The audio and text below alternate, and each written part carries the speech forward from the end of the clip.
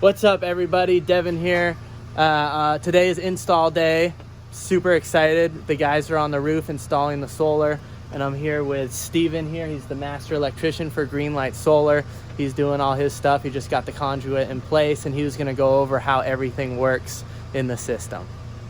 How's everybody doing? My name's Steven. I work with Greenlight Solar. I'm actually the journeyman. So what we have here is a 200 amp panel, square D. We have a 125 amp main. We have a double pole 60 amp breaker for a sub panel that he has in his garage. 30 amp double pole for his dryer. He's got his AC operating on a double pole 40 amp. What we have here is a 20 amp breaker interconnection. We went with a square D home light, double pole 20 amp, 240 volt. We have a sticker, PV solar breaker, do not relocate this overcurrent device. The purpose for having the breaker at the very opposite end, even though we have all of these available spaces, is because we are feeding power into a system that already has power fed into it. So, meaning, from your meter, your line side conductors feed into this main. Okay, so we have power coming in the top, as well as the power we're feeding in to the bottom. If we were to have this breaker at the very top available spaces, up here, there would be the ability to create a hotspot. So that's why we have it here at the bottom. So this double pole 20 amp breaker feeds this 30 amp disconnect. I don't have the label filled out just yet, but what we have here is a Siemens General Duty 30 amp 240 volt NEMA 3 disconnect. This 30 amp disconnect feeds power to our combiner box. What we have here is an in-phase combiner box. So we have two breakers. We have a 10 amp breaker and a 20 amp breaker. This 10 amp breaker that is labeled Envoy powers the computer system that is up top.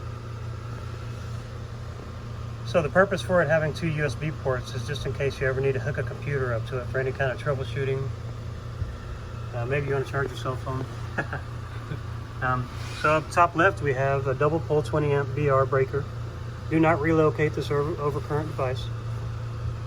This breaker will be controlling power from the circuits to the rooftop.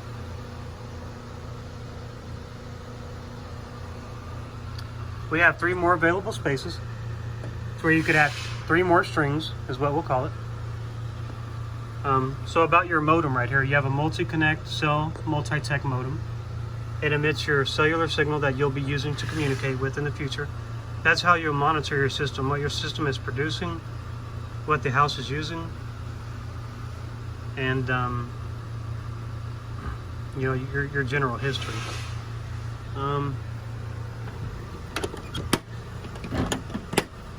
One cool thing about the meters is if you're familiar with how to read a meter, there's actually a lot of information that's being displayed on them. So one thing you have is you have the direction of flow. Also, the rate at which these bars are moving shows how much power you are actually using. So the faster they're moving, the more power you're using. Whenever you are backfeeding, whenever you're producing, if you ever are backfeeding with the system, you may not, it'll be flowing the other way. Pretty cool. Okay, yeah, it just shows the direction of flow and how much, like the rate at which you're expelling power across the grid.